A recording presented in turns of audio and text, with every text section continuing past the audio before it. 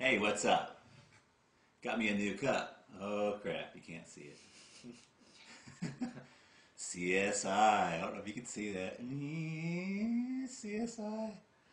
We got this in Vegas. They actually had a CSI tour, and you go in, they have this crime scene, and you go in and figure it all out and everything.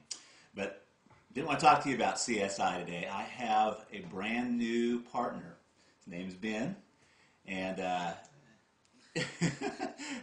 he actually was my personal trainer. We got to know each other, and he's a super good guy. And Ben, why don't you tell me a little about yourself there? What do you like to do and such? As Travis said, I was his personal trainer for about a year before I started working here or working with him, and like to work out and get outdoors, fishing. You're a poker nut, aren't you? I like to play some cards. I like to hit the casinos when I can. Let's keep this clean. This is typically to do the clean stuff. All right.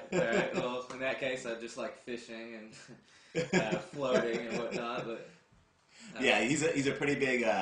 He's pretty active, a lot more active than I am. But he goes out and floats the river and plays poker and stuff. But one of the reasons I really wanted to come work with me is when I work with people, I look at little stuff. And we were together for about a year training and such. And we always come in, what was it, 8 o'clock? 8 o'clock. Something like that. And usually I go in a few minutes before so I can run my laps or whatever. Right. But never late. Always come in on time. And I know that doesn't sound like a huge thing. Little things is huge though, man. And a whole other little stuff. If somebody comes in late on you all the time, they don't respect you. And they typically don't respect people, in my opinion. Now, I could be wrong. If you were late like once or twice, which you never were, but I wouldn't have held it against you. I mean, that's just the thing. But it's a constant kind of thing that I look for. Definitely. And Travis was my only client that was never late as well, which I really appreciated Thanks. from my point of view. But, yeah. It's not because I'm so motivated or anything, but but yeah, and it's a two-way street. But Ben is going to be working with us. His main thing is to be like a project manager for us, and he's going to help me help more people.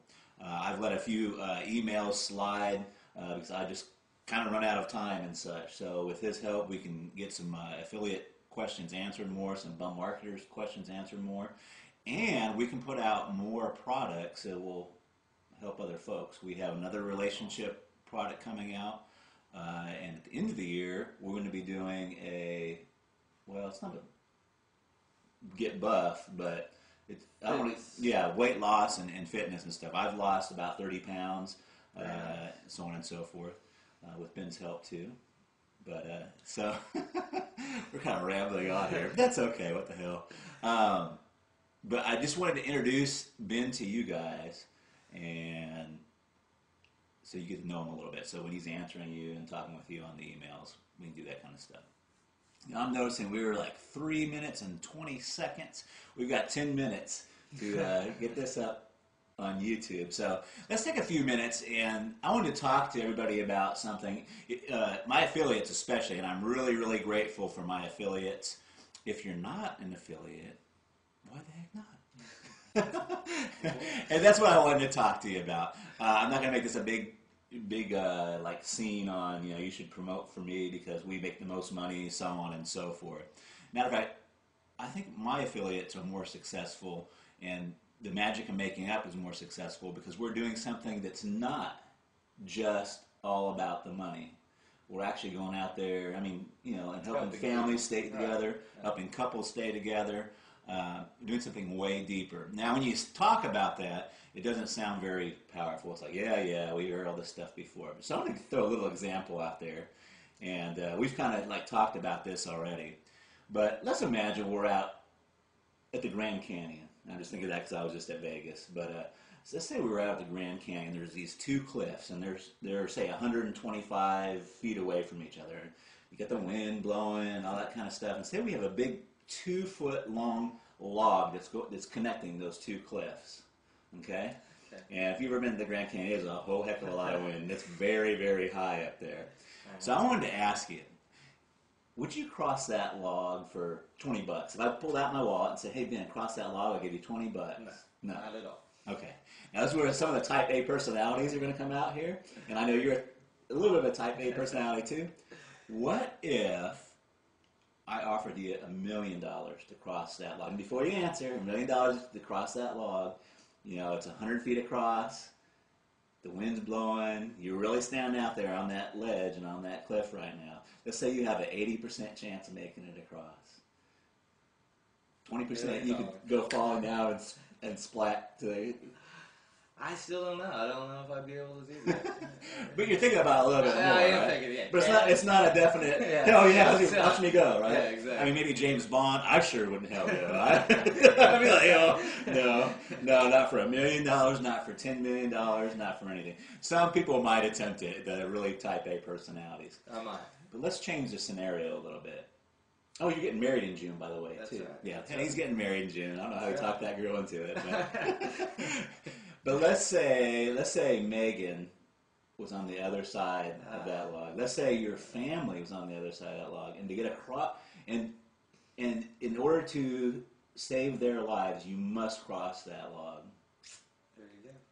That would do it. Would there be any hesitation at all? There couldn't be.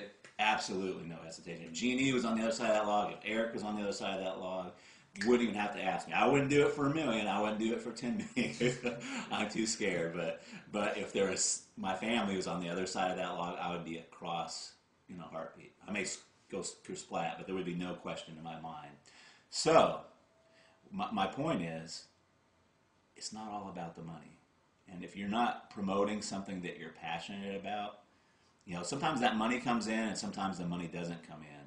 But to get up every single day and show up, which is half the battle of success. Oh, yeah.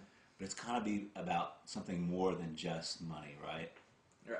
I mean, yeah, it's a great thing, and you do great things with money.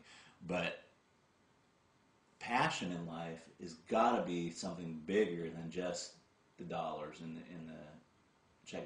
Every product I come out with, I want it to be evergreen. I want it to be to a group of people that we can help, right? What do I call that? What's the crowd name? Starving crowd. A starving crowd, right? A starving crowd with a big problem, and I want to make, and it sounds so kumbaya, but I want to make the world a better place, and that's that thing that gets you up every morning. That's that thing that gets you across that log when it's scarier than hell, you know. I know I'm saying hell a lot. Sorry about that. but when it's scary, that's the thing that gets you across that log. It's the thing that motivates you. The money, not so much all the time motivates you.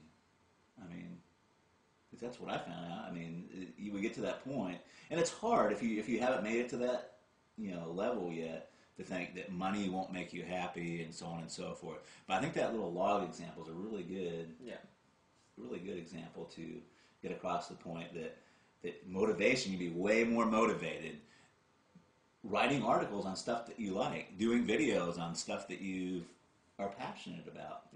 Right. I think if you're promoting like dog training products or registry fixes, that's fine. If that really gets you going, awesome. If not, we'd love to have you as an affiliate. And like we've got the Magic of Making Up, which helps people get back together. We're coming out with another relationship product around the May time frame. Hopefully with him now I can get it going a little bit faster. And then a weight loss product coming out at the end of the year. So, and those are things I think that are really, I can get behind and be really passionate about. I love the folks in those niches. So I'd like to invite you to join us, and I'll put some kind of link somewhere. Either if you see this on YouTube, it'll be out to the side, or maybe down at the bottom or whatever. If not, that's cool too. If you don't, but find something every day that you can get passionate about. And I wanted to introduce you to Ben, so you know who he is. There's something else I was going to say. I can't remember what the heck it is now, but. Thank you. Anyways, so we did really good on keeping it under our 10 minutes, and we got something important out across. We actually didn't. We sit here and talk about what the heck we were going to talk about, and we didn't know. So it came out okay, I think. Anyways, catch you later. We'll probably do another video for you real quick so you get to know Ben a little bit better. Bye.